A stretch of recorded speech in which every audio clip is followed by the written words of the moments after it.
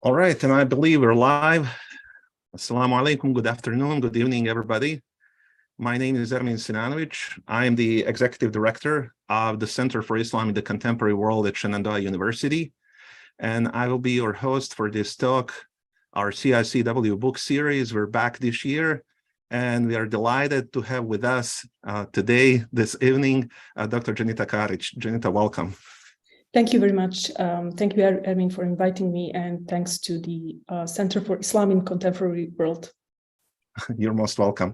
Thank you. So just before we begin, I always show the book so that we see that it's real and, and live. This book just came out. It's called Bosnian Hajj Literature, Multiple Paths to the Holy. Our discussant or speaker today is Dr. Dženita Karić. She's a postdoctoral researcher at the Berlin Institute for Islamic Theology at Humboldt University in Berlin, Germany. She received her PhD in Near and Middle Eastern Studies from the School of Oriental and African Studies in London in 2018.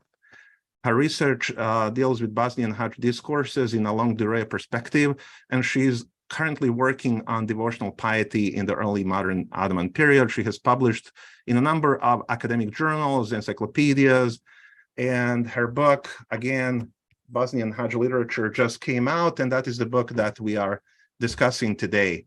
I want to welcome our audience. I know that you come from different parts of the world. We are grateful for your time. This is live on YouTube, so rules of engagement are like this. So for the first 30 to 40 minutes, Dr. Karić and I are going to engage in the discussion of the book.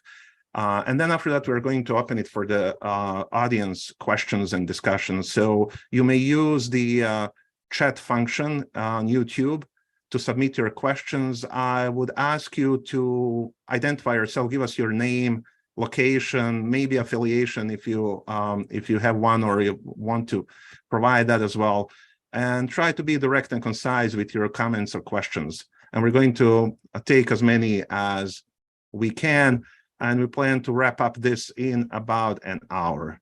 So, Dženita, the question that I always start with every author is, why did you write the book and what is its main thesis or argument?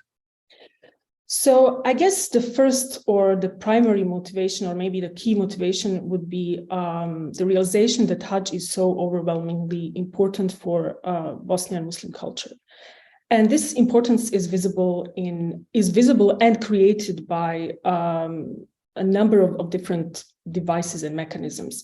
So, for example, physical objects which are brought from Hajj, different types of narratives which are embedded in the oral tradition of Bosnian Muslims. And finally, the written traces which the Bosnian Muslims have left on Hajj. The overwhelming number of these written traces speaks about the connection between Bosnian Muslims and Mecca and Medina.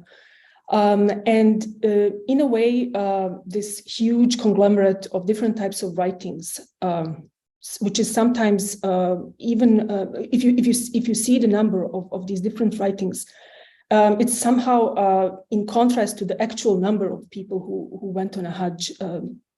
So in many ways, Bosnian Hajj writings have been very dominant in the culture, and the way I looked into them is to see them as these types of mediating devices. So I wanted to look into the writings of Bosnian Hajjis as mediating tools which show different layers of mediation. So mediation, for example, between the authors of the Hajj literature and the audience, local Bosnian audience. Also as a mediating tool between Bosnian Muslims and non-Bosnian Muslims. Mediating tool between Muslims and non-Muslims, as well as mediating devices between Islamic narratives in the past and the present the feeling of the present, which the authors often conveyed in these writings. So in my book, I didn't deal only with the travelogues, although travelogues are often mentioned the most. I also dealt with different types of treatises, Sufi treatises, polemics, essays, journalistic reportages, all kinds of writings, which kind of convey this, which convey these like layers of mediation. So these layers of mediation, or the multi-purposeness of the Hajj writings, is something which has been recognized by historians. So we have wonderful books by Alala Jan, by Eileen Kane, and so on. But what I wanted to do is to observe these writings on their own, so as very authentic, very sincere expressions of religious experience. Thank you. And of course, the genre of writings about Hajj continues well in today, and you will talk more about the Bosnians' contribution to that.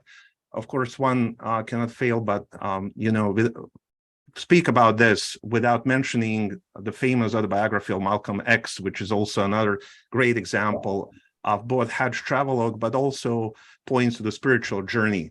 Now, talking about the spiritual journey, your book actually has one of the most interesting, best artistic covers that I've seen in a long time in an academic book. So we have two ladies driving a Volkswagen Beetle going to Hajj. Obviously, there are symbols of, Arafat and also symbols of Bosnia. Can you unpack this cover picture for us and tell us a little bit more about the story of the two ladies and their trip to Hajj? Thank you so much. I think this is the question which I get most often about the book. What is the story about these two ladies who are on the cover? And I think a large part of the credit goes to the illustrator Elvira Yusufovic, who has done a marvelous job in depicting what basically I wanted to say. So the story of two women on the cover is the story of Haji Hidayeta and Safia Šiljak, Haji Hidayeta Mirojević and Safia Šiljak, who went on a Hajj in 1981. So their story is, on the one hand, a very common story. They were two pilgrims who wanted to go on a Hajj in the socialist period. One of them was a housewife. The other one worked in Energo Invest. They decided to go on a Hajj with their husbands. And basically, they were kind of thinking whether they should go on a Hajj within a group, which would not be anything unusual, but it might raise some questions in Safia's workplace. So in order to kind of avoid these unnecessary problems when going on a Hajj, they decided to simply go by car, because that way nobody would control them, or at least they would be less controlled. So that's what they did. And as one of them says, we did not want to hide the fact that we are going on a Hajj, but we also did not want to kind of broadcast it everywhere. So that was the primary reason why they went on Hajj in a Beetle. Their husbands did not drive, so they drove across Turkey, they passed through Syria, they go through Jordan, and then they come to the border of Saudi Arabia. The Saudis have let them drive. They even talked about, these pretense. So basically, the policeman would stop them, and then they would ask why the two of them are driving, and then just for the sake of pretense, they would ask one of the husbands to drive like for 100 meters, and then they would drive again. So their travelogue was published in 2013. And what I found really interesting is the attention it gained, and it still receives even today. And I think it's due to the fact that I think until 2 or 3 years, women in Saudi were not allowed to drive. So they were not allowed to exercise this, maybe one of the basic mobilities. So the story of two Bosnian women who drove through Saudi Arabia was definitely something which was quite shocking to the audiences. But on another level, why I included this story and why I wanted to kind of put it on the cover of the book is I did want to point to the gender issue, but I wanted perhaps even more to point to the piety of the ordinary people, of the ordinary folks. So people like Safia and Hidayata are the overwhelming majority of all Bosnian Hajis, past and present.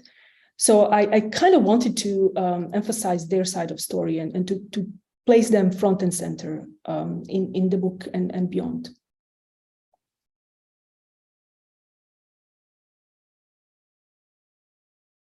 Thank you very much.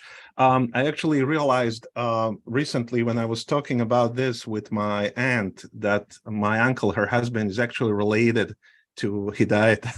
And I knew her, actually, I know her sons. So, you know, Bosnia is a small place. A lot of people know a lot of people. So let's start then, after these openings, let's start with the basic question, which is, what is Hajj? And what are its meanings for Muslims in general and for Bosnian Muslims, Bosniaks in particular?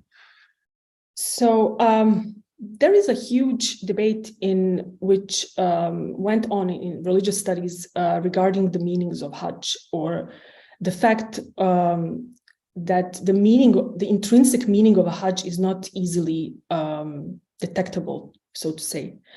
So there is this wonderful article by Marion Katz, which basically says that the structure of the Hajj is quite fixed. We all know that it happens at a very specific time period in a very specific place, and it has a very, very specific set of rules.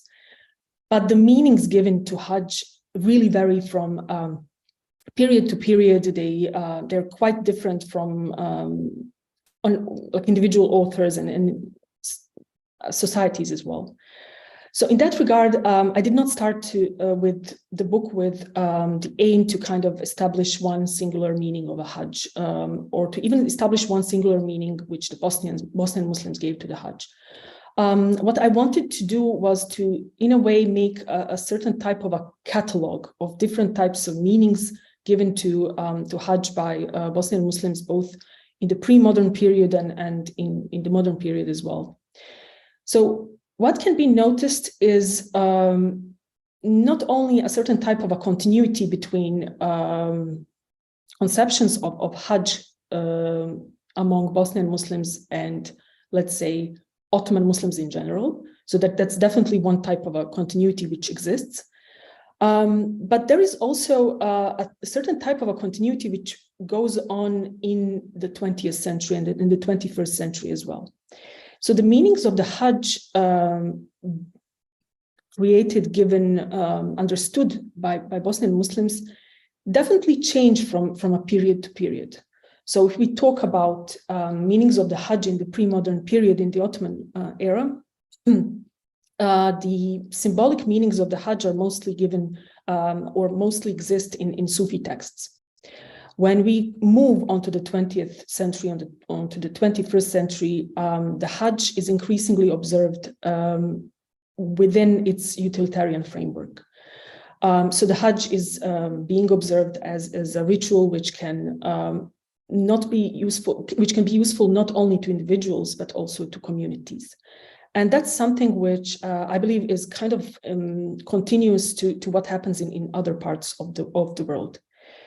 The specific part or the specific meanings given to Hajj by Bosnian Muslims can be related to the local context. And I will talk about that throughout the talk. Basically, how Bosnia looms large in the whole tradition of Hajj writings, both pre-modern and modern. Okay, very good. We already have one question, but I hope that our audience is going to be patient. We said that we will take the questions after we finish discussing the book. We're definitely not going to forget these questions. So, Dr. Karić, you told us a little bit about these meanings of Hajj for Bosnian Muslims. You write about the roads to Mecca by Bosnian Muslims in the book. What do you mean by it? Can you describe what those roads are? So, my primary goal was to kind of show different roads to Mecca meant in a more of a metaphorical sense. So how people thought of Mecca and Medina, how they thought about Hajj, how they conceived it. But in all of that, we cannot forget the role of the physical journey because Hajis, after all, had to go with their own bodies to Hajj. So they had to physically move, and these bodies, which are conduits of religious expression, they suffer, they go through a process of moving, and they affect in a way the way people understand the ritual. So in the chapter which is titled Roads, I talk about the fact that the road to Mecca starts many years before an actual Haji goes to Mecca and Medina. It starts within the framework of the habitus of the Hajj, and it's something which is basically what I mean by that is something which is basically fostered in the local community, the way Hajj is fostered in the local community through physical objects, through houses, through mosques, through visual objects, through even khutbas and different types of sermons which nudge people and inspire them to go on a Hajj. When Bosnians would decide to go on a Hajj, in the Ottoman period, they would take either land journey or the overland route, or they would take the sea journey with all that it carried. And the pre-modern Hajj, or the Hajj journey in the Ottoman period, included as almost a necessary element. It included ziyara as well. Ziyara is a visit to the tombs of the saints and the scholars, and this is something which pretty much disappears in the modern period. So the way the ziyara was conceived and thought of by the pre-modern Muslims was a set of pious visitations to tombs in Eastern Anatolia, in Damascus, in Cairo. And it was not seen in contradiction to the overall intention of the Hajj. So it was just its complementary part. The Hajis, Bosnian Hajis as well, wanted to kind of get as many blessings as they could on the way, while keeping in mind that Hajj is like the first and the foremost travel which they have, or the first and the foremost ritual which they have to perform and fulfill. So apart from ziyara, the Hajis also, the pre-modern Hajis, for example, talk a lot about the food, water, they talk a lot about animals. And through these very material things, they conceive their opinions on the people in the places they go through. So I would say that the Hajj travelogues, both those which were written in the past and those in the present, they're marked by this extreme candidness, and the Hajis do not shy away from critiquing something which is wrong or which they perceive to be wrong, and they simply they're quite honest and frank about things they see and witness. Yeah, and so when you mentioned that this ziyarat that they used to do, obviously this change in modern times, this is primarily because of the mode of the journey, right? Most people now go by plane and they don't go through those places. Is that what you meant? That's one of the reasons. Obviously, Can you give us some other reasons? What else also? There is definitely an impact of modernity.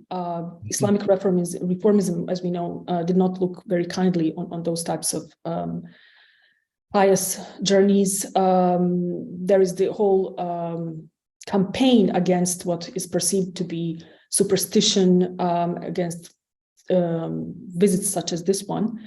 And I would say that there are basically several factors which influenced the disappearance of ziyara from the modern Hajj travelogue. Although it did not disappear completely, there are spiritual connections which still persist throughout the 20th century.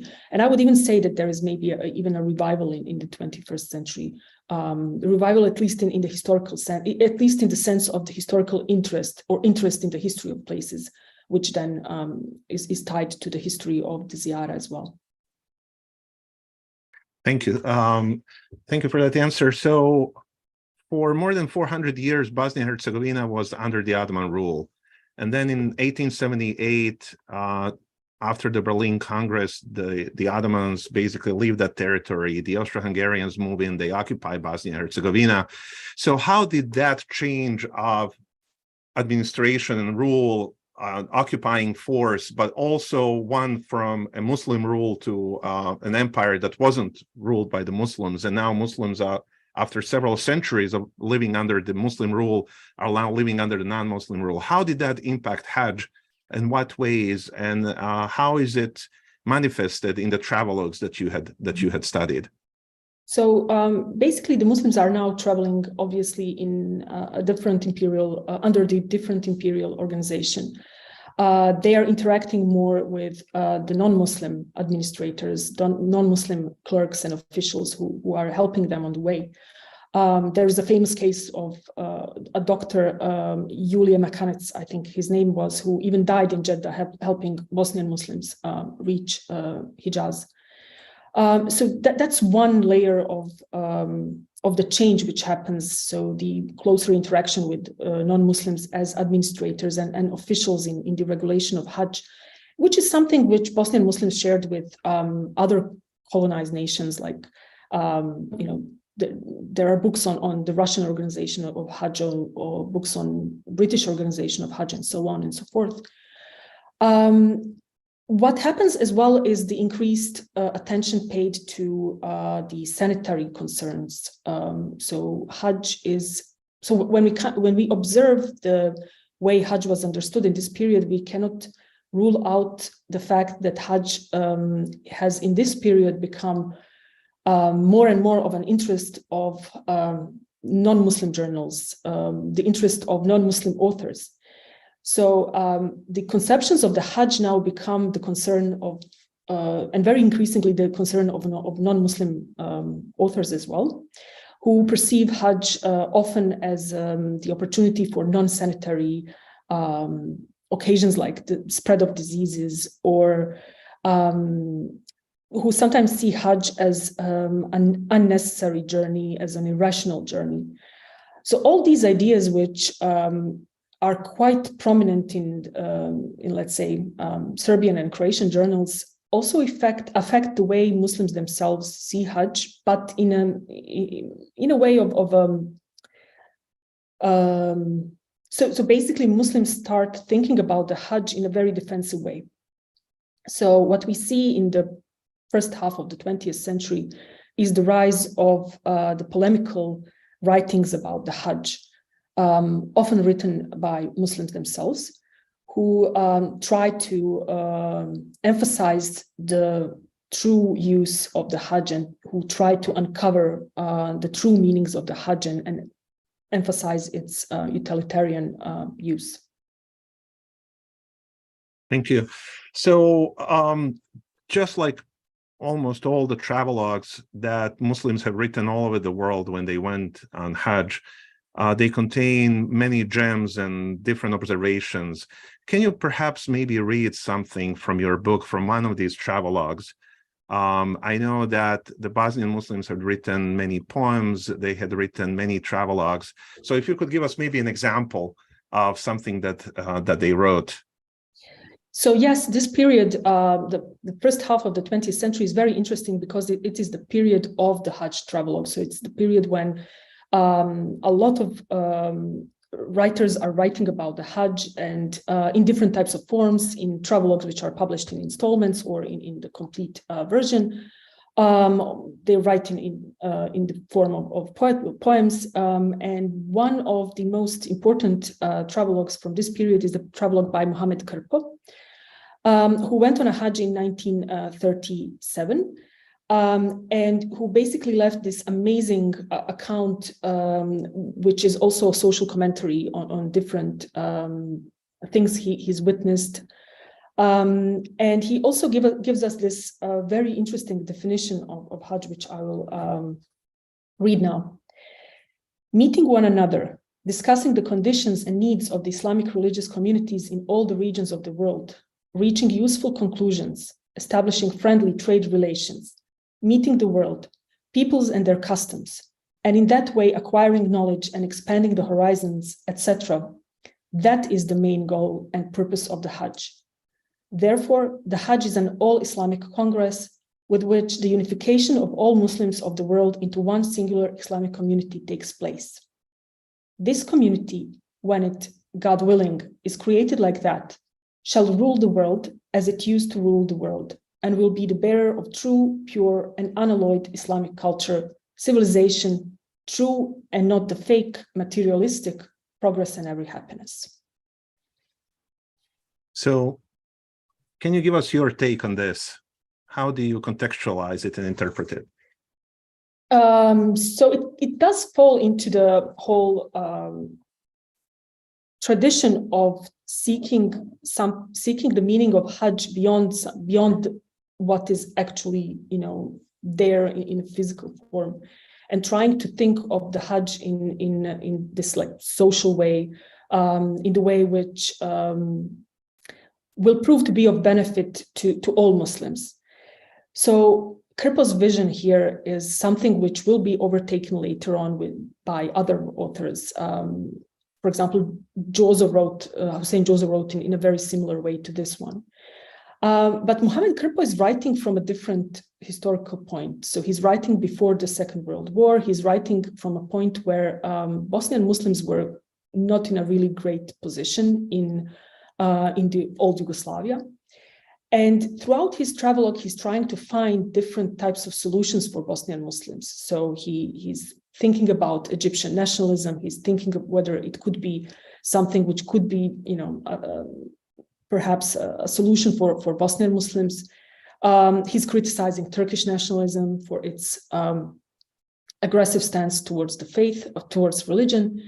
So in a way, he's also trying to see a savior in the shape of the kingdom of Saudi. So this is just one of the ways he's trying to find a solution for the problems which he sees or perceives as plaguing Muslims, not only in Bosnia, but across the world as well. Thank you. And so this was 1937, just before World War II. Then the World War II happens, destructions all over Europe. And the communists establish the new rule after 1945. So I think you have a whole chapter about this. You talk about this connections, so connections and disconnections. Can you explain and tell us a little bit more about that? So yeah, basically, the way I named that chapter was to suggest that we cannot talk about the full disconnection of however conceived of Bosnian Muslims from other Muslims, or of Bosnian Muslims from the tradition on going on a Hajj. So what we can see on the surface is at first the rise of the regime narrative on Hajj, which was mostly carried by people who participated in the Hajj delegations after the Second World War. However, that's just one part of the story. What basically happens is, what the sources tell us is that different types of connections persisted throughout this period. First of all, the connection between Bosniaks and Hajj, and then also the connection between Bosnian Muslims and their Muslim compatriots throughout the Middle East. So the connections between Bosnian Muslims and the Muhajir communities are quite prominent. Muhajir communities, the communities of people who were basically refugees from who had to settle in the parts of the former Ottoman Empire. So those are some of the connections which appear quite prominently in the socialist era Hajj writings.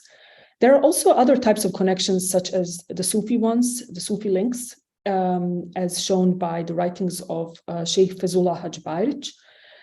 In his travelogue, we, for example, see the persistence of the importance of these different places of the ziyarat.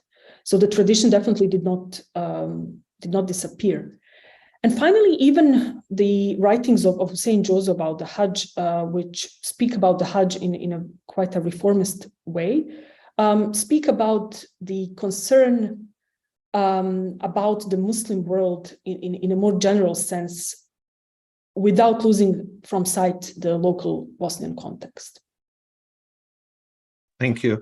So during this period, Yugoslavia was also part of the non-aligned movement. There is a connection with Arab countries and so on. And I think you also talk about this in the book. The book is so rich, and it's impossible for us to address every aspect of it. But after the Bosnian independence in 1992, after the breakup of Yugoslavia, there comes aggression against Bosnia and war against Bosnia-Herzegovina. The Hajj continued playing an important role for, obviously, for Bosnian Muslims. What, if anything, changed during this period after 1992? And please tell us more about the wartime Hajj. Mm-hmm.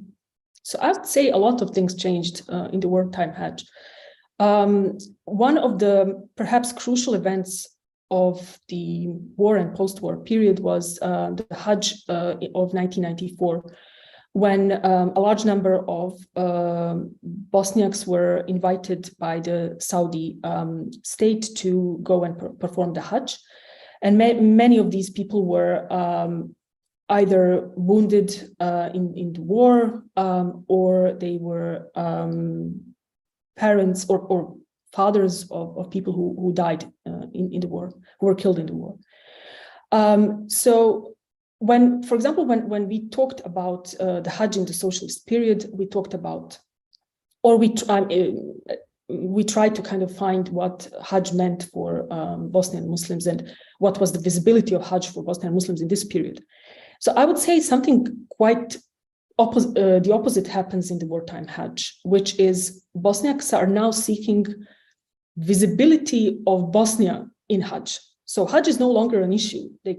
They are going on a Hajj, but now they're seeking to find the confirmation of their sacrifice in Hajj and during the meeting with other Muslims in Hajj. So I would say that's one quite crucial change. There is a huge prominence given to Bosnia in the wartime and post-war Hajj travelogues, but in slightly different ways. So the wartime Hajj tried to emphasize how, yes, Hajj is a ritual, it's an obligatory ritual, but it stands on the same level with the sacrifice which the Bosniaks did for Bosnia. So Bosniaks testified with their bodies, with their limbs, for their faith or to their faith, and they see it in a way as equal to Hajj. So it becomes like one of the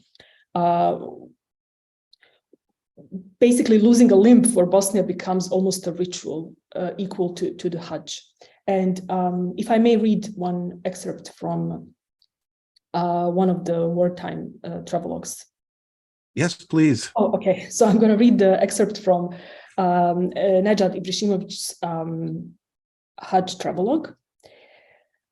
How can I describe the Hajj when I only observed my Bosniaks? I could not get enough of it.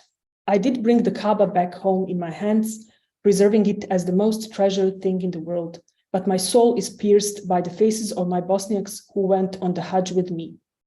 I have actually gone on a pilgrimage to Bosnia.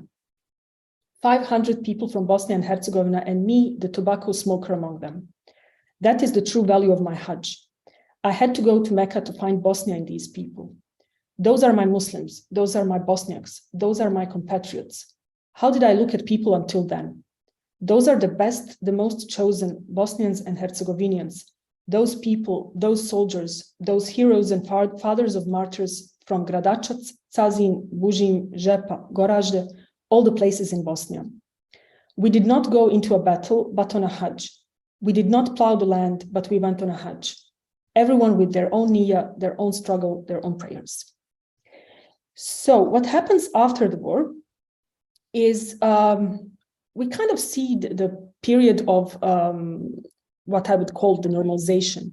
So the Hajj, the war does not really figure prominently in the post-war writings, at least those ones which are written after 2000, after the year 2000. However, what I would say is that Bosnia is still very much present, but now with the awareness of its distance from the perceived centers of the Islamic world.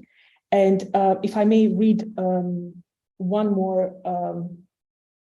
excerpt from the travelogue by Ezudin Kurtović, in a way describes this peripheral position which Bosnian Muslims, I would say, even feel even today.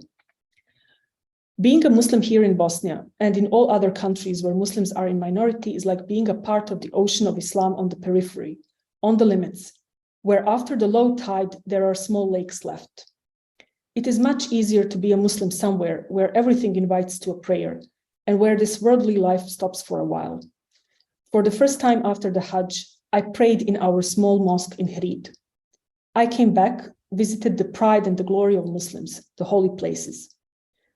Life continues here, where there are no grand and shiny mosques, but our duty is to bring Islam into our lives in a true sense. Really,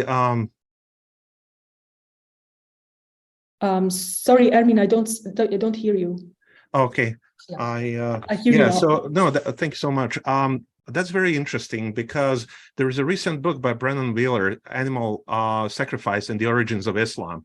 He has a lot on the use of the body to witness religion. Even, for instance, related to Hajj, he mentions how when the Prophet Muhammad, peace be upon him, performed his farewell pilgrimage, that his hair and his nails and so on, parts of his body were distributed among the people who attended the Hajj at that time. And so I was reminded of it also when I was reading your book about when you talked about this loss of limbs and how the Bosnian Muslims witnessed their Islam in some way by defending their identity, basically their religion, their religious stance, their religious freedom, and losing their limbs and their bodies in that battle. It reminded me of that, and it's really something so profound in many ways. Now, before we turn to the questions by our audience, I just want to mention one personal thing, and then I'll ask you to conclude this. And that is prior to the 1994 Hajj that you just mentioned. In 1993, the Saudi government also issued an invitation to Bosnian Hajjis, but because the war in 1993 was very fierce, they couldn't send anybody from Bosnia. So they decided that they would send people from the diaspora, the refugees at that time. And at that time, I was in Croatia, a student, I joined that group in 1993 that the Saudi government invited. And I can definitely relate to what you just said. People constantly asking us when they would realize we were from Bosnia, what's going on there, how can we help, and so on. There was that feeling of solidarity and the feeling that now we are recognized as Bosnians, so to say, both visibly in terms of appearance, but also because of the fact that now we have a state that we call our own. Yeah. Before we turn to our audience and their questions, what would you like the audience to take away from the book, and anything that you would like to add that maybe you really wish to speak about, but I didn't ask? Maybe I just wish to say that I wish we would pay more attention to the piety of the ordinary people, because that is something which creates this habitus, which creates this background, religious background, which a tapestry which is being made now. When I think of it, it's being made not only by Bosnian Muslims, but also their neighbors. To kind of pay attention more to this rhythm of the everyday Islam. Thank you very much. So once again, the book is Bosnian Hajj Literature, published by Edinburgh University Press, just came out. And now comes the time when we engage with our audience. So we have a few questions already. We have Professor Richard McGregor asking, you mentioned the book explores the role of Hajj literature in light of community relations between Muslims and others. Sounds fascinating. Can you expand on that?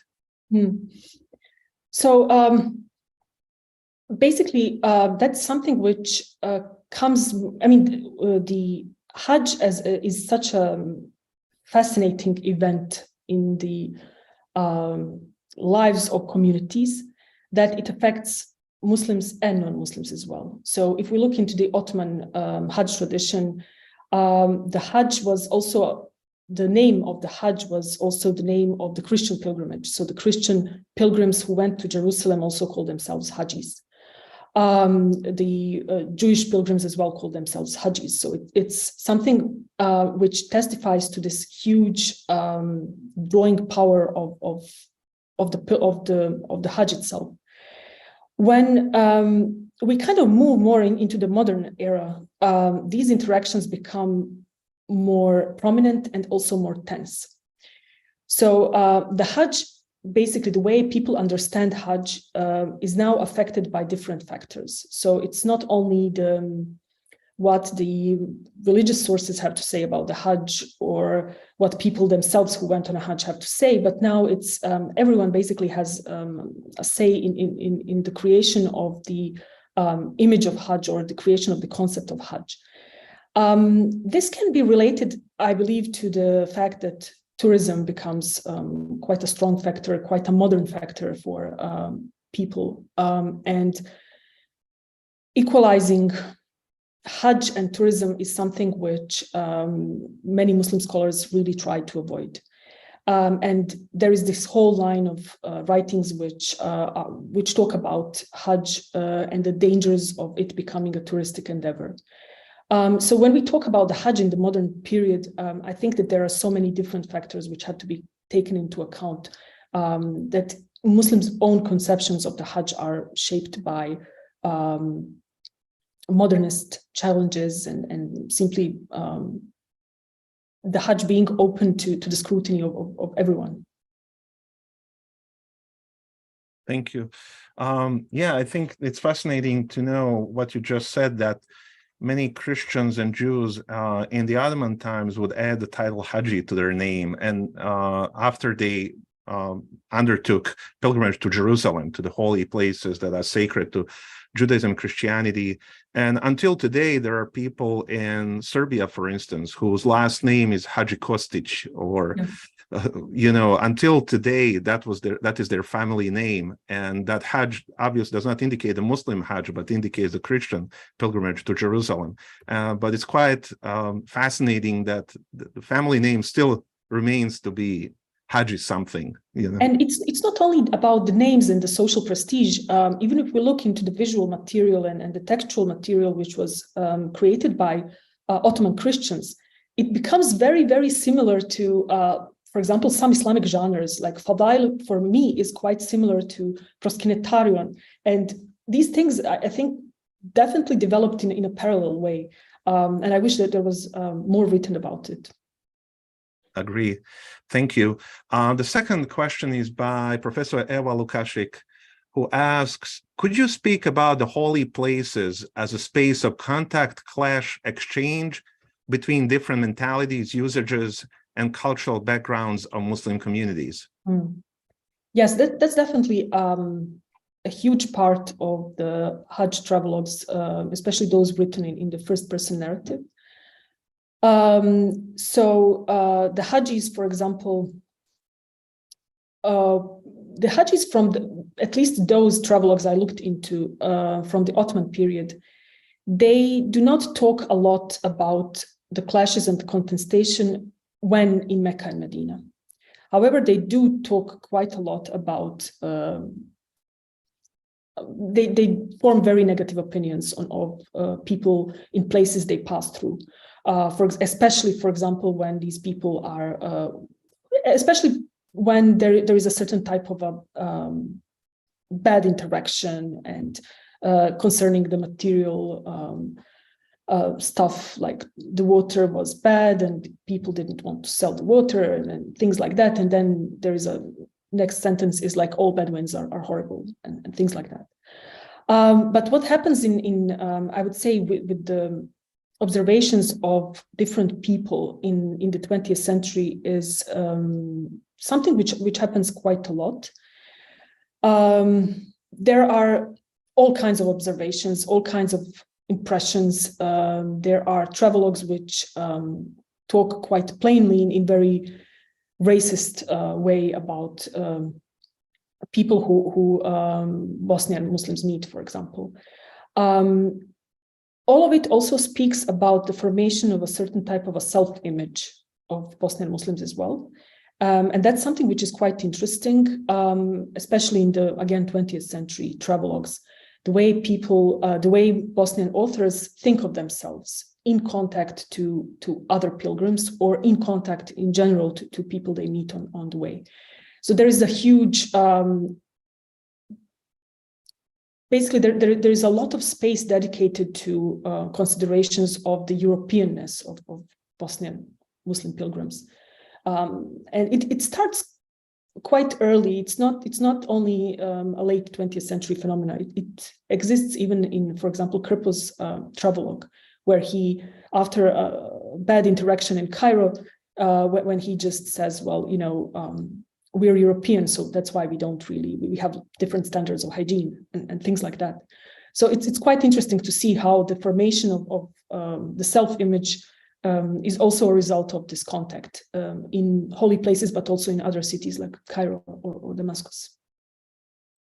Yeah, that's very interesting. I think anyone who has been on a pilgrimage has heard even anecdotally comments of that nature as well. Mm-hmm. So Professor Adnan Mahmutovic has a few questions and a comment. I'll read his comment first, and I'll take his first question, and then if time permits, we'll take the second question after we take the next. So he said, I recognize this interpretation of sacred rituals and tropes within the context of the war. I think this is when we're talking about body and sacrifice and so on. He said, in my novel, I use my grandma's comparison between the escape, I'm assuming escape from ethnic cleansing and genocide, and the Sirat bridge from the afterlife, the bridge that believers would have to cross in order to get into paradise. So Adnan, if you don't mind sharing the link to your novel in this chat, and I'm going now to turn to his first question, which is, are there modern examples of ziyaras? When we talked about ziyaras and so on, I assume they must be more individual, but then there may be agencies that have such. Yes, there are. There are actually a few travelogues which deal with the travel to Jerusalem, and obviously ziyaras connected to those places. There are also a few travelogues related to ziyaras in Turkey. So it didn't completely disappear, and I would say that there is even maybe a revival through the new touristic agencies which take people to these different places. What's interesting is that there was a Hajj journey in, I believe it was 1967, when a large number of dignitaries from the Islamic community went on a Hajj, but also passing through Iraq. It was like a very unusual route. And that was the opportunity for some of them to visit the places of the ziyaras, which are also connected to the Shi'i madhab. So there are all kinds of journeys in the 20th century as well, although not in the same manner as in the pre-modern period. Thank you. The next question is by, if I'm pronouncing this correctly, Tina Lavent. Mm-hmm. I can imagine there are many, but could you maybe share a story of a Haji that particularly touched you?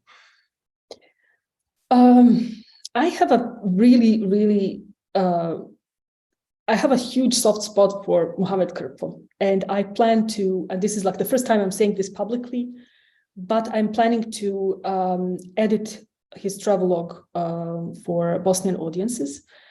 Because after it came out in 1938, there was no other edition, and it was, I would say, it was quite forgotten. And I would like to present it to the Bosnian audiences this year or maybe next year, inshallah.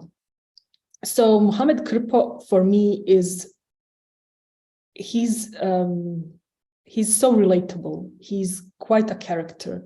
He was an imam who from Visoko, but he also lived in Travnik. He also lived in Sarajevo. I think he's originally from Mostar or Konjic, not sure. But he basically lived throughout different parts of Bosnia. He did not always have money, so his own Hajj journey, when he went there for the second time, he could not go to Medina because he didn't have money. So he only went to Mecca. But the way he used every possible opportunity to experience everything which was halal and which was available was just fascinating. So when he was in Cairo, he wanted to see a movie with Kulthum in it. When he was in Belgrade chasing, the Hajis happened to be in a jail because they were held on the border, and then he had to get them out. So he was kind of chasing the permissions throughout Belgrade.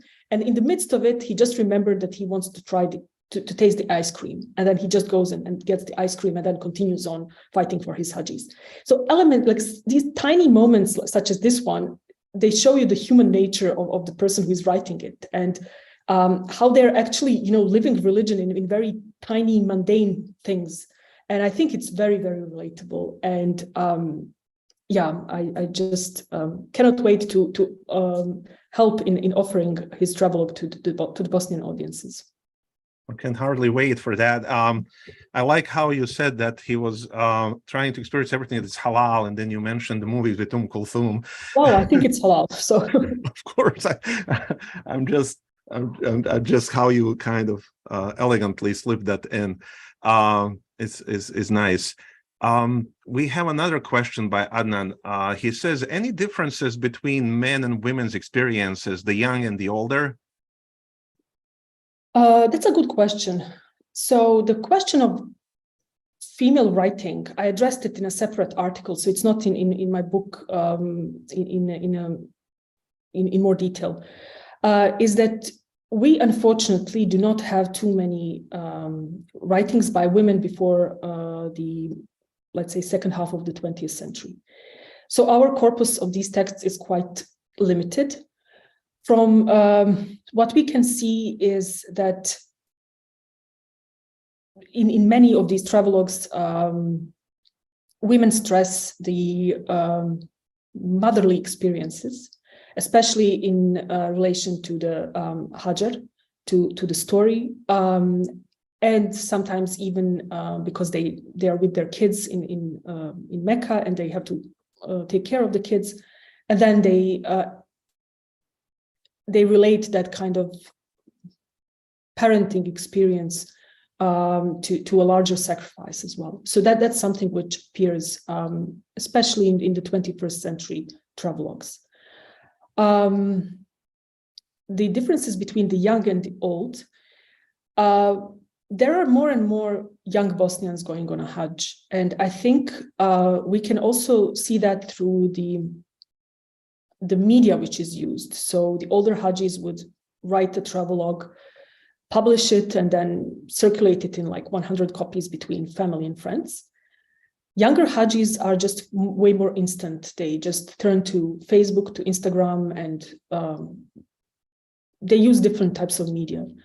But this division should not be seen as a clear cut.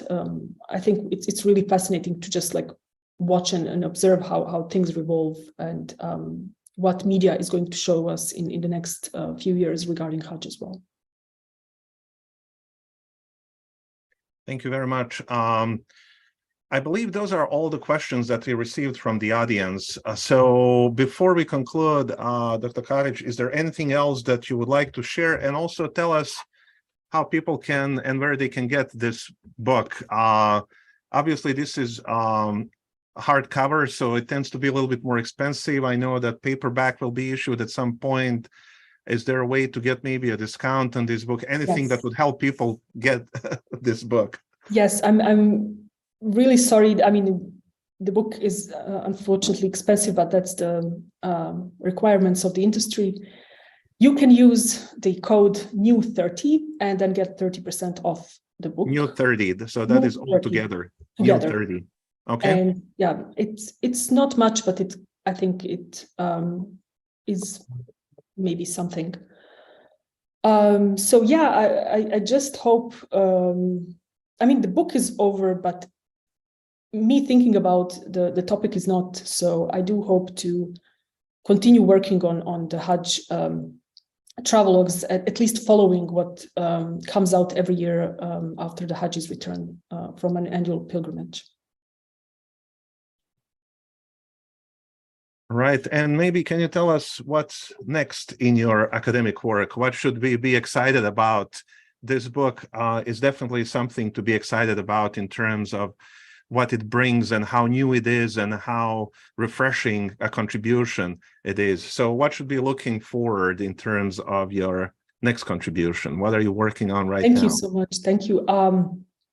I'm working on devotional piety right now, and with a particular focus on the devotional piety of the early modern Ottoman period, which is 16th and 17th century. Currently, I'm working on the prophetic piety, so different types of prayer books, manuals. I have an article coming out soon about how to increase love towards the Prophet alayhi salam, and it might be of interest to people. But I will share all the info as I'm quite frequently online.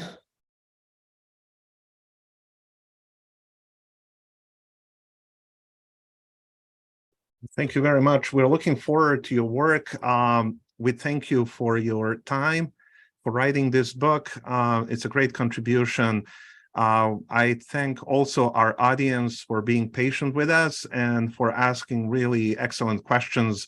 So please subscribe to our YouTube channel.